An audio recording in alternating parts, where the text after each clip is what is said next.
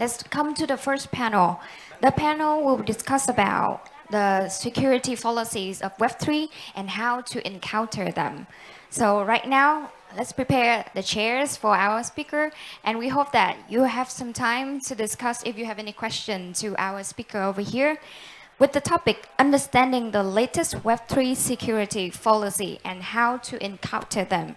Right now, we'll have 4 of them to the stage, with 1 moderator and 3 guest speakers.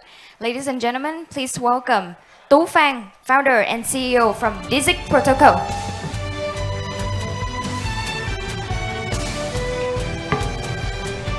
Okay, let me introduce the next guest speaker, and then we'll welcome Tú Phang back with us. Welcome Tan Chun Min, investigator from Chainalysis.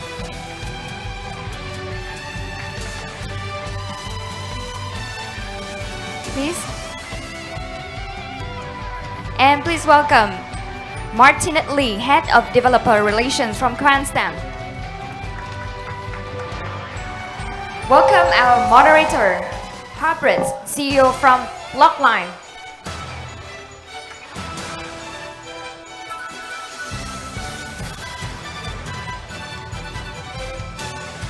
All right, so I think we will wait a little bit for our speaker and our moderator to get ready to start the panel discussion.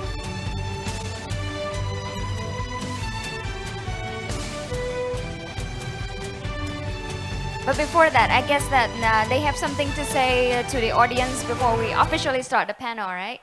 Can I have the microphone, please?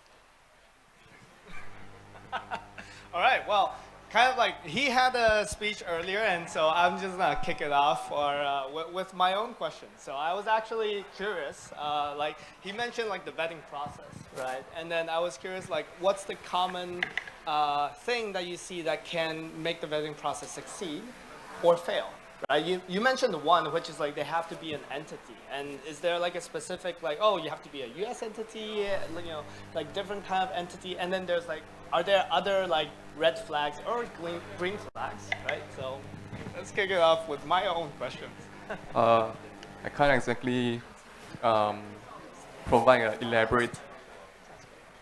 Sorry, I can't exactly provide an elaborate process of this vetting. But what I can say is, as long as the individual has a registered entity in countries that is not sanctions, also we don't serve customers from China, I mean.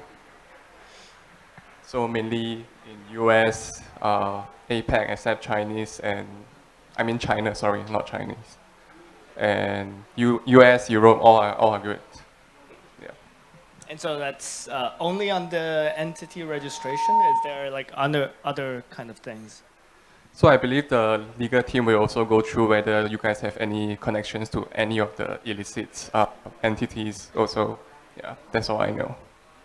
I see. Thank you. Well, we got still a lot of time, I guess. We can chat about a lot of stuff. Well, actually, we can take questions. Like we're going on a security panel, right? And so maybe, I don't know, I can make a self-introduction very quick. I'm Martinet, head of developer relations at Quantstamp. Mainly we do security auditing and, you know, kind of like looking at people's code and then reviewing them. Yeah, so. Yes, sir. Go ahead. Yes.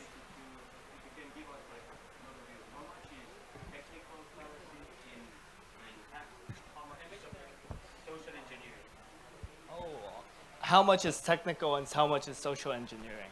That's yeah. So far, well, my time in crypto incident response team, most of the hacks I would say mostly was due to social engineering. Like this person, he would just create a fake telegram and upload a picture of himself of this person and then with the same name. But I was quite surprised that the victim, when they are having a Zoom session, they didn't show their face. And the victim actually believed that, okay, you are this guy and okay, let's do it and do, and that's one of the cases that I've seen. As for technicality, I believe the rolling Axie Infinity that I shared is social engineering also, the harmony was technical. Like from security auditor standpoint, we see more technical kind of hacks for sure. But the Ronin one was the social engineer, I think the biggest one. I think for other, like social engineering tend to like target smaller entity, like or personal kind of thing. They also try to target companies and infiltrate them. I remember actually interviewing and then everything seems off. Like, you know, like the resume seems good, but then when I'm like interviewing and it just doesn't match up. Like he doesn't know the details of his own resume and stuff. And then I discussed this kind of phenomenon with other protocols as well, and some of them actually do have that kind of experience as well. So there were like a time when they tried to infiltrate, and apparently they just succeeded in one of the cases. So. Thank you. And maybe another one, if I start it. So I would like to ask you, how do you see in short term and medium term deepfake implications or the advent of AI and creating deepfake very easy, the technology being very, very accessible right now, and how this will apply to the previous question actually. If social engineering is basically the most common attack vector, basically, and how deepfake may or may not influence this. Thank you. Take it? Yeah. Yeah, okay. Yeah, my own perception is like right now social engineering is already really hard to defend against. And with that it will only get, you know, even worse, to be honest. I think there's some good thing to it. I think from the technical standpoint, I do see improvement. That was probably one of the topics that should have come up later in the questions, but but yeah, you know, like I do see like AI as a potential to like help developers to kind of assist them to kind of have a very quick sanity check on their own code. That actually helps a lot. Like one thing that I have been experimenting is like you write the good documentation on your code and code comments, and then you ask GPT to summarize like, hey, what's this code doing? And then compare it with the comments. Like, oh, are they doing the same thing? Oh, if they're not, then well, there's an issue to be flagged. So in a sense, they can kind of like alleviate this side of things, the technical side, but the social engineering, I think that's really hard. And maybe that's like a more AI question, but I do think like Zoom and these kind of stuff may need to have internal integration of detecting whether there is a deep fake sort of thing. I think that might be useful. Like it will be harmless when you see, oh, it's clearly a Doge avatar and it's using deepfake and make it very realistic and funny. And it's like, oh, deepfake activated. That's fine. But you know, when it comes to like the scenario when like he was saying, maybe in this case he will actually turn the camera on, and it still seems like the exact same person, right? It's very believable. So. I believe another way to verify is even after the Zoom session, you should connect the guy in LinkedIn or other platform to verify that did we really have these sessions and to verify the details.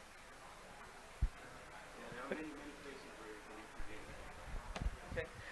Sorry guys. First of all, apologies for being late. I was stuck above judging those hackathon pitches, right? So I was like kind of like overlapping on both sides. Right, so after this I got to jump back there again. So first of all, thank you for starting the conversation early. And have you guys done some introduction? I did. How about you? Yeah, my previous presentation, yes. Oh, okay, so introduction. So I think maybe you have not known who am I. So I'm just gonna quickly do an introduction. So my name is Harpreet Man. Been in the space for 11 years. Run a dev shop for the past 6 years, building blockchain solutions. Like deployed more than 42 applications in the space, everything from DeFi, fintech. Also do a lot of stuff around policy development and community development across Southeast Asia. So, long story short, that's who I am. And moving to the panel, right? So the topic we were given, understanding the latest Web3 security fallacies and how to encounter them, right? So just moving into the question immediately, what are some of the common fallacies that you see out there, right? What are some of the common misconceptions about the space and security, right? That you see outside there? Maybe you want to put it up. decentralization is very secure. I think that's one fallacies. I mean, regardless how decentralized the service or project is, there has to be some form whereby it's still Web 2, like the front end web which you are interacting with, that is Web 2. Yeah, I also take it. So this is coming from an audit firm, but mark my words, having an audit doesn't really mean that you're secure. And then there's a lot of reason for it. It's a very complex thing. Audit itself, to a very simplified way, you're taking a test, an assessment, right? You're taking a TOEFL. I wouldn't say my English is good as long as took a TOEFL test. No, it doesn't work that way. You have to take TOEFL test good. And there's like different dimensions in TOEFL tests. There's like hearing, there's like writing, right? And so if you took only part of it, let's say I'm good at TOEFL writing, it doesn't mean I'm good at TOEFL like listening or these kind of stuff. So the scope of the audit is also very important. And so like ultimately, audits do help, and we try to assist the developers, but I do think this is like one fallacy that people seem to misunderstand, and it will be, because of this misunderstanding, it's often being used as the kind of more or less sketch your protocol to kind of use it as a marketing stunt, right? Oh, I have an audit, and they don't show the report, right? So this is like, yeah. Yeah, I mean, I do agree with that, right? So basically, it's more about branding, right? So basically, the stronger the brand representing your particular audited report will be, kind of to build a stronger trust in the market. That, hey, this is unpenetrable, right? This is going to be super secure. And I do agree with the idea that you believe that blockchain, right? Blockchain is a security enabler at the back, right? That is making sure that things is going to be, temper resistant, at the same time secure, but it doesn't, often people, people who are not really from the scene, right? Even general software engineers get these things mixed up, right? People are software engineers itself, or even security engineers itself, they don't really understand the security practices around the space, right? So, those are one of those, but what are the other potential vulnerabilities that you see, or something that's really going out there that you guys want people to be aware of and be vigilant around, right? Is there any vulnerabilities or any things that you're seeing happening quite often out there right now?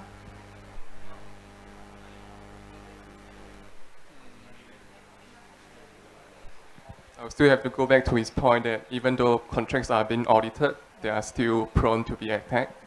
I came across an article that 50% of the contracts that are being audited, they are still being hacked in the end. So regardless, I would say stay up to date with the latest hacks that have happened, understand how it happened, and also learn from it. Always improve from the latest hacks. Yeah, I would say the same. So there's always latest things. So there are a couple of different things. There's new advanced attacks that not necessarily, the knowledge is not necessarily distributed. So recently what we've seen for a lot is the read-only reentrancy kind of attack. That's the recent trend, and then people have found out okay, this hackers have caught on and developers have not yet. And so this is kind of the repeating theme, read-only reentrancy is the recent theme, but there will be new themes. So that's one. Second thing is, as a developer, not necessarily being hacked, but sometimes you don't want your protocol gets stuck, right? The whole funds being locked in somewhere. And so you also need to be aware of the upgrades of the protocol that you're working on, right? So the Ethereum itself, although the opcode doesn't necessarily upgrade as much as frequent, but when they do, they sometimes have profound meaning for protocols, because especially when your smart contract are not, immutable, and then they change the OP code, and then suddenly your gas is too high, and then your funds are locked in the smart contract. So those kind of scenarios are what you want to avoid. So new kind of attack techniques, and then the new kind of upgrades from the underlying protocol, I would say. Yeah, I do agree with that, right? So when you look into early days, right, 2018, 2019, the type of mistakes people used to do was bad code, But today, most of the stuff, like most of the hacks is in bad operations, right? Bad operational security, bad operational management, right? A lot of times you do not actually have right way of protecting your keys, or like internal processes are not really well managed, right? You can have really well written code, but everything around it, it's actually quite badly operated, right? Badly managed, badly secured. So I think this kind of addresses that we still lack certain level of security policies in this space, right? So what do you guys believe? How do we actually come out with some, some standards or some policies that we can actually encourage the overall Web3 ecosystem to kind of adopt it, right? Yeah, I like to take that because I'm not sure about the policy and regulations yet. However, there's like one kind of concept or education that we want to really push it out there. There's this concept of defense in depth, and that's like the core of security, right? Security, not every kind of line of defense is the silver bullet to kind of stop everything. So, but you have to create multiple defenses. So just kind of like quickly go over it. The first line of defense is actually the developer themselves.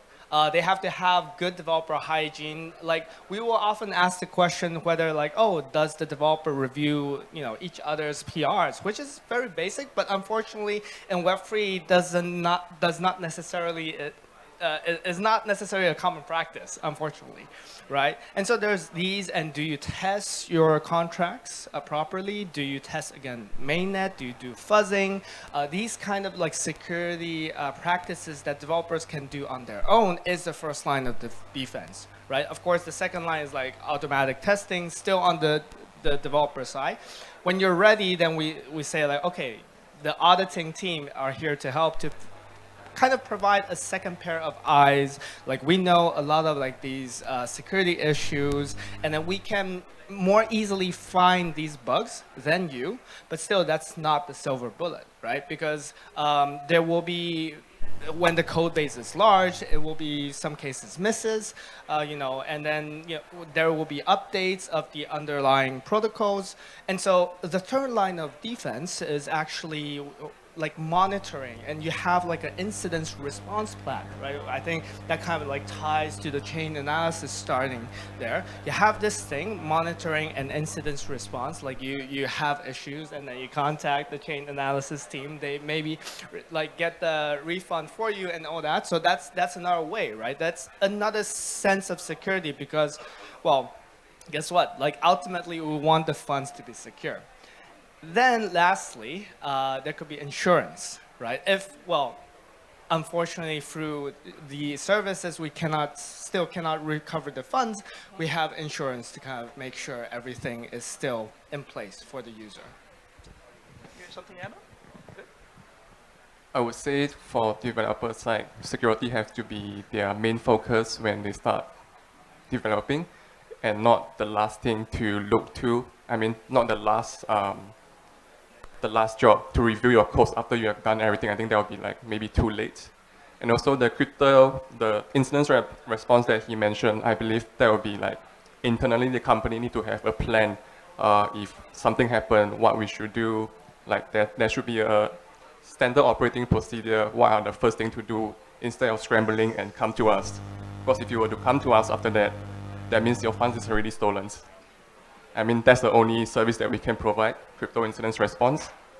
But internally, company need to have their incident response team as well. Yeah, I mean, we narrow down to the idea that actually security and defense is kind of a mindset, right? So even when most of the startups, when they go up, they don't usually have the right, like this sort of ideas in the mindset yet, right? So the idea is to build, to try, but not to defend and to like protect. Right? So often we see a lot of entrepreneurs rushing in. Where can they build the fastest, like the fastest growing products, and and at the same time like the most adopted protocols, like the best features, but not the idea. How do I protect these features? How to protect my users, right? So I think it's not just the idea of that. We do not have enough security processes in place, but we do not have the right security mindset in place as well, right? So I think that has something that we have to look into working on. But coming towards what was just mentioned about watching analysis and what we're doing, we actually were just having a chat yesterday, right? A friend of mine just got hacked recently, And then we were just sitting down and tracking his money. Like friends from chain analysis just, like helped us a little bit to track a bit of, like where the money is going. And because I had some connections, I know a lot of friends in the space, I was able to make some calls and like, hey, please stop this account, right?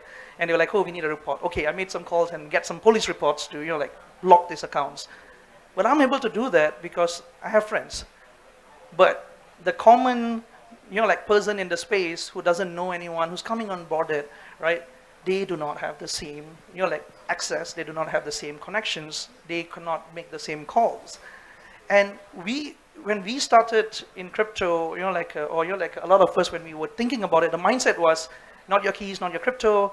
Like spread as much awareness we can out there, and people will have to be, like responsible for their own thing. But that's not how we drive adoption, right? You go out there and say, hey, you protect your key. If you lose it, it's your own problem, right? But moving forward, when we want to get more people on board, we need the security to be there, right? We need the trust to be there. Coming towards the question, how can the industry work together to solve these issues?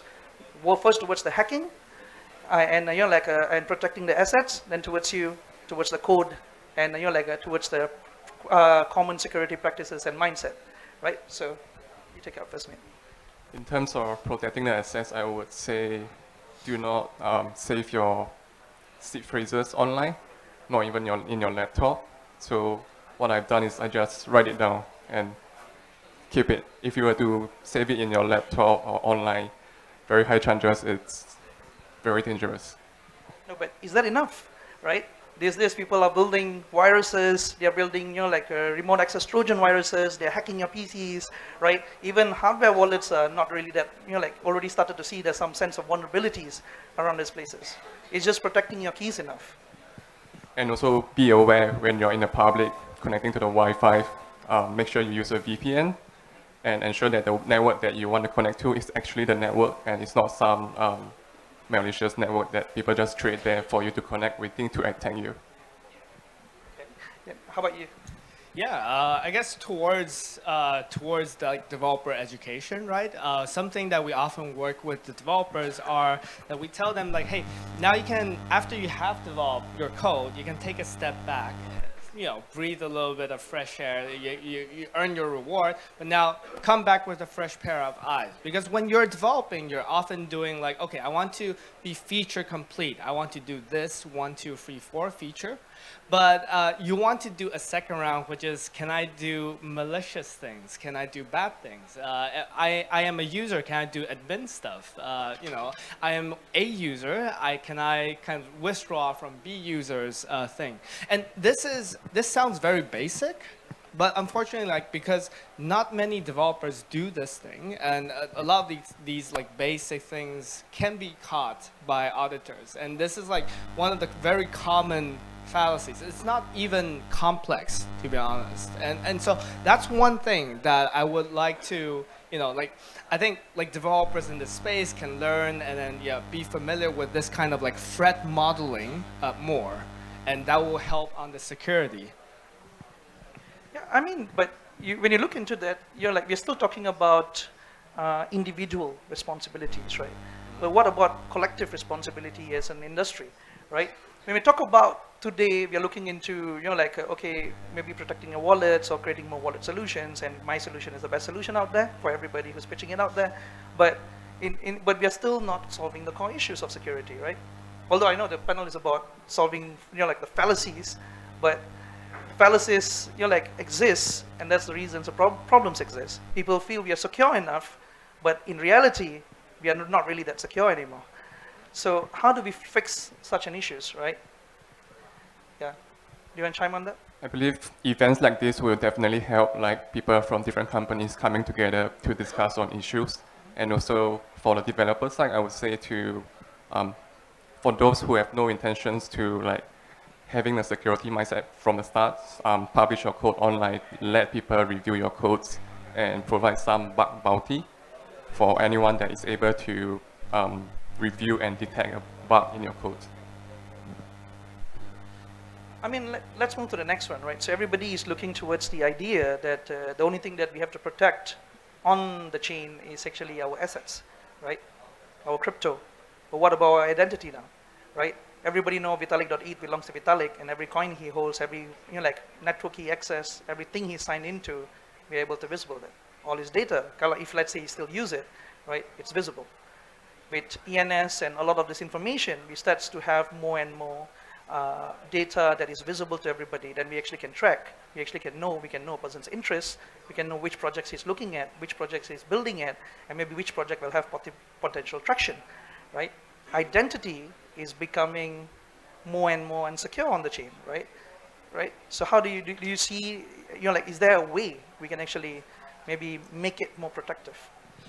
Yeah, I like that you touch on the privacy side of things, of security, because in traditional security, we have a term like called CIA, confidentiality, integrity, availability, and this privacy is exactly confidentiality, right? So on this side, I believe, well, the whole blockchain space is still evolving in this direction, especially on the technology side. This morning, we have heard a lot from Leo and then Mina, right? So I think like these ZK technologies are kind of on the way to do these things.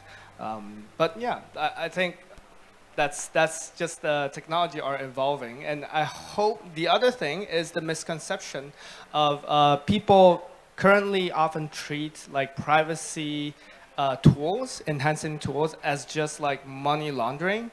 I believe there's something missing there. One is the people's education, which they should think of these like privacy as their human rights. But secondly, on the technological side, how do we prevent bad actors from using like these mixtures protocol? And is there a technological way to like prevent that, right? So yeah. I think that's where kind of chain analysis comes in, right? So, I mean, protecting privacy, we need to adopt such technologies where we actually hide the identity of the users, right? Kind of hide what they do, their information. But then it get abused by the bad actors, and they do things that we actually don't want in the system, which is money laundering, terrorism financing, like kind of gaming the whole system, being malicious, right? Which comes to your portfolio, your job, basically. How do you stop these guys when they're private? I would say we can't really exactly stop them from using it. I believe most of the mixers are created to protect the user's identity for good use. Unfortunately, these mixers are being abused by these bad actors, and our job is to identify them, freeze their funds. Of course, we don't trace. I mean, if the intention is not bad, we will not trace these good users, what are they exactly doing behind the scenes. So I will have to say that chain analysis, we do not identify individuals' wallets. Unless that person's wallet is suspicious, then we will trace it. Otherwise, we will not. I mean, do you guys see any emerging trends, right, in like, let's say in ZK or Web3 ecosystem that you feel that is going to be valuable, right, towards the security?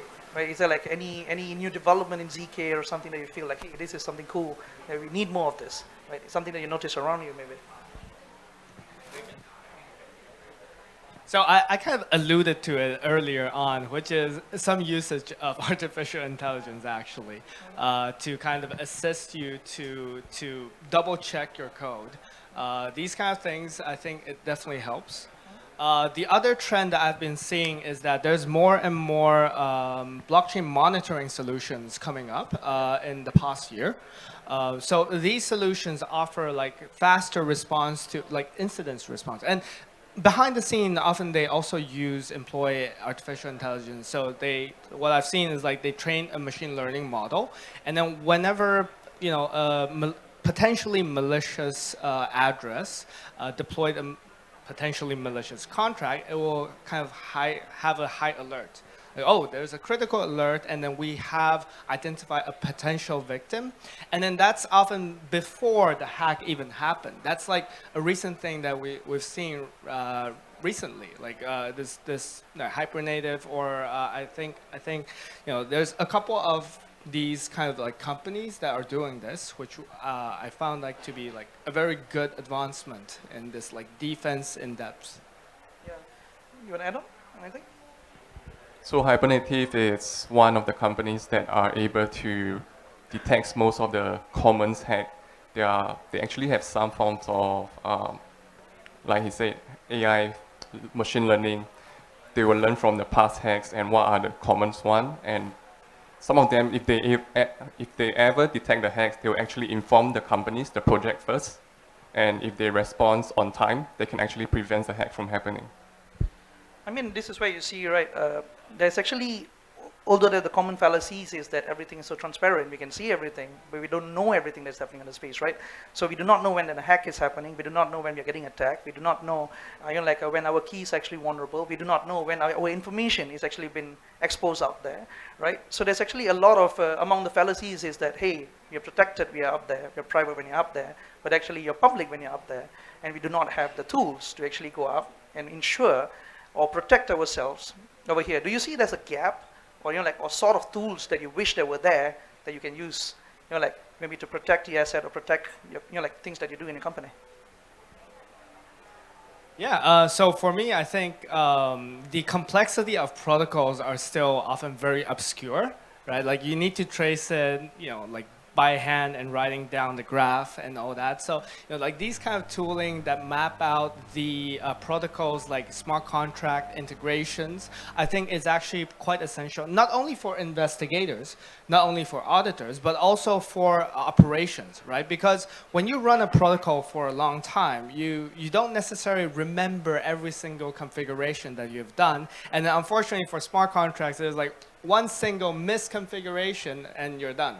Right, so I think like these kind of like tools that visualizes and helps like configure or see the configuration is actually very, very valuable. So I guess there's like a smart contract analysis, just like a chain analysis, but for the contracts, right?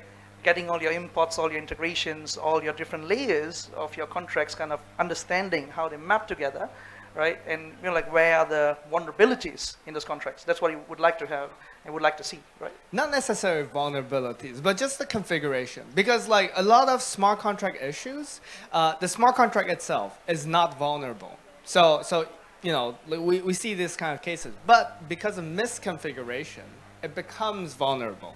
But then there's also dependencies. But if you are dependent on a contract that is vulnerable, you kind of share the vulnerability if you're part of the network, right?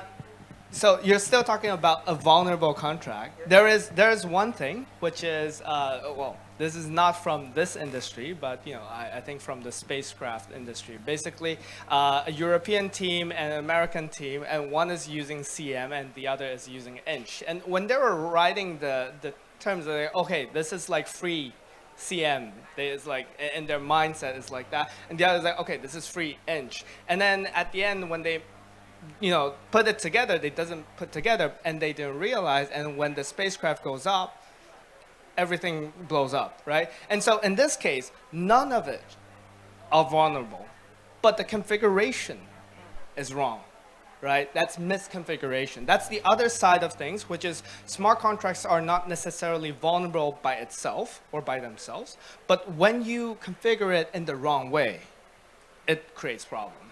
And we've seen that for a lot of times. For example, you see a contract that's perfectly fine. It's supposed to work with 18 digits decimals of ERC20. Then the person, the admin says like, oh, there's this asset that is very commonly used. Well, and I'll use it. But the asset is actually only 6 decimals. Neither of them are vulnerable by itself. But when they're configured together, whoops, that's a huge issue. I mean, that's the reason there's a lot of complexity in bridges, right? Because when you're combining multiple different types of contracts, and you're like across, I mean, as long as they're EVM compatible, it's much easier. But if they're non-EVM, or like different chains with different protocols, different standards, different types of coins, it kind of makes it even more complex, the overall security to be around it. Yeah. What about you? What do you think? Like things that, or tools that you wish were there to actually kind of make your job or your life a bit easier in Web3? I believe there are external tools like to integrate with your MetaMask. Like whenever you do a transactions, it will exactly tell you what you are signing for. Most of the time right now, what I did is not advisable. I just click sign. And of course, I haven't met my, I hope that will not happen. but I would wish for this to be embedded in MetaMask itself or the wallet instead of a plugin. I should. Yes.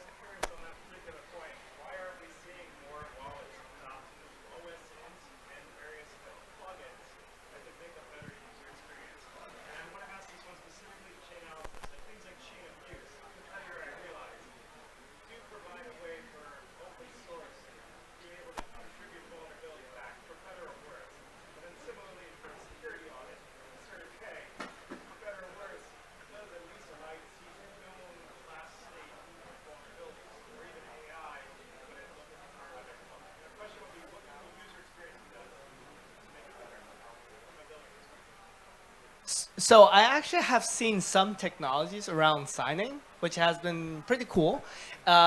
So in your MetaMask, you use RPC, right? And so you replace the RPC with this, what's the company called? Harpy, I think. So yeah, this Harpy has this tool, which is like, it's an RPC endpoint. And so what they have in the backend is like they have some databases of what is potentially malicious or scams. And then when you send out, of course, they're the RPC, so they know the transaction, they know who you're transacting to, they do some analysis. And then if they find it weird, they will send you an email to confirm if that's the intention. That's actually pretty good, right? Like that's a 2FA of transaction, right? Think of it as 2FA of transaction. I think that's actually kind of a good progress from now. Like Web2 has evolved for a long time. Now finally everyone, mostly, I hope, is on 2FA, right? And I think the same is happening for Web3 as well. Can I chime on to that? I can't answer the technically part of the question that you just asked. Chain abuse? No.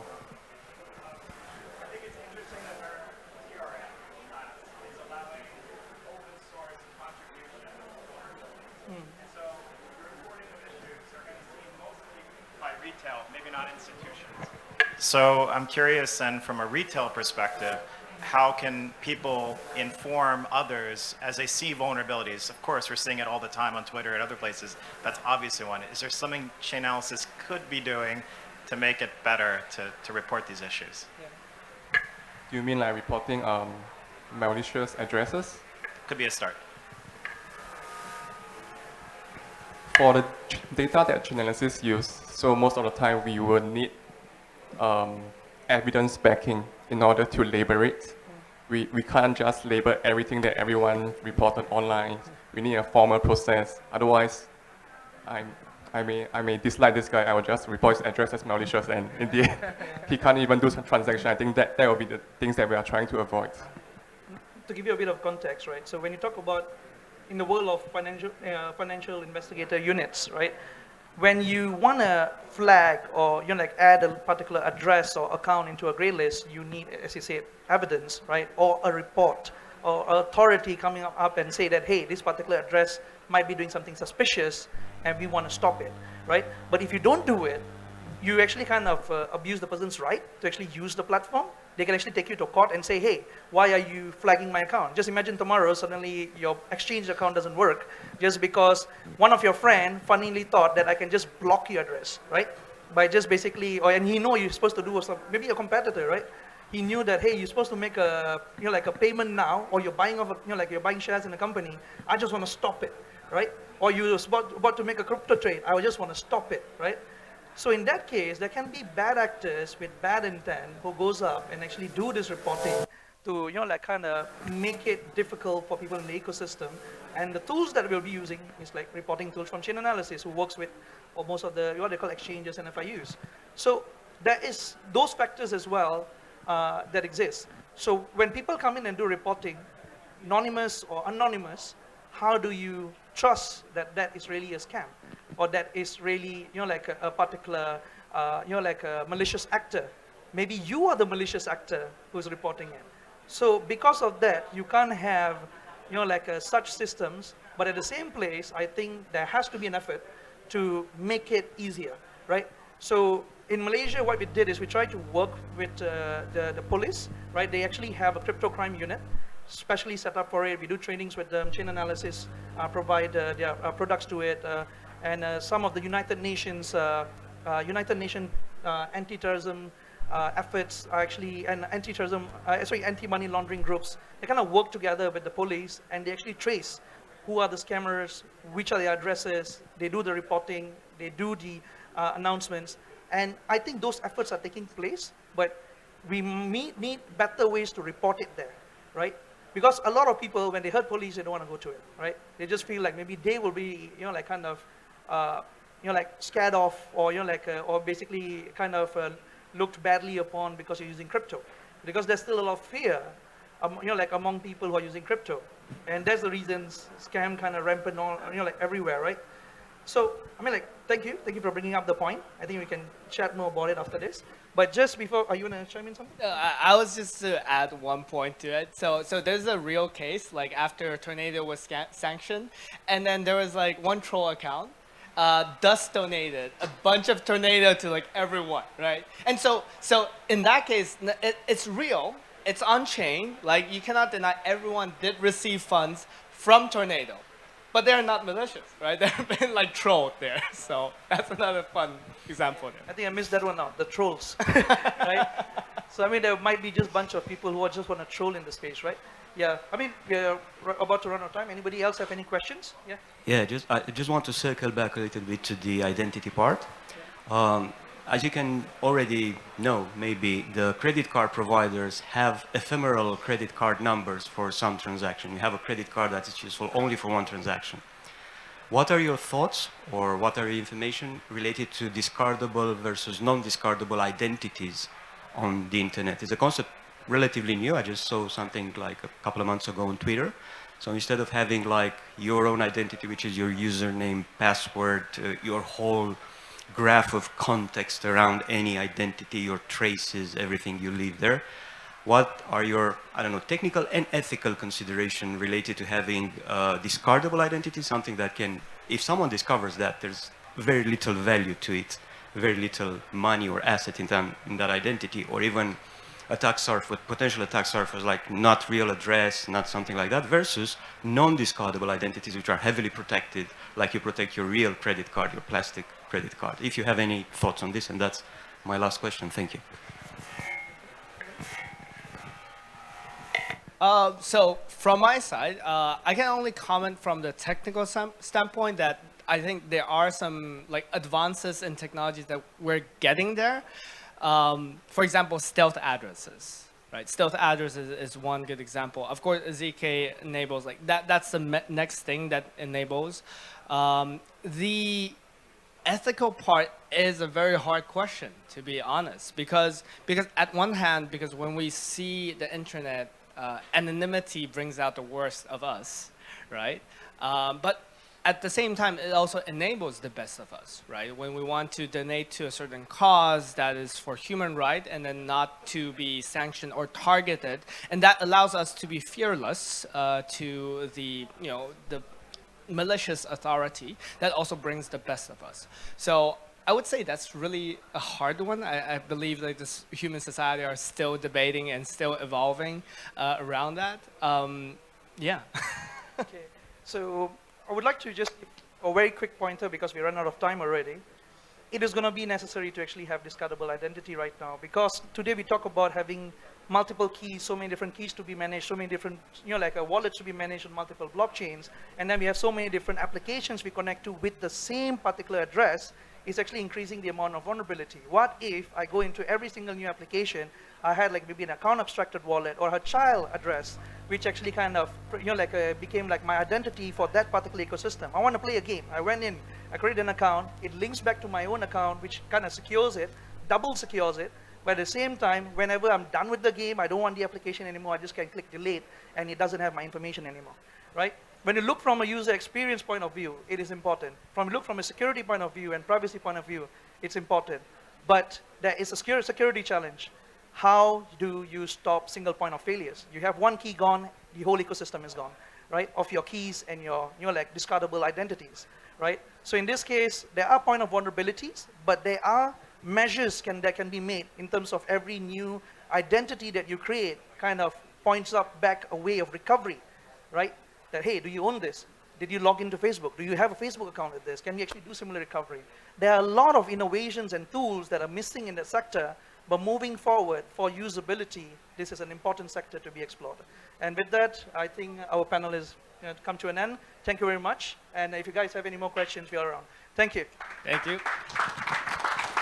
Thank you, Tan.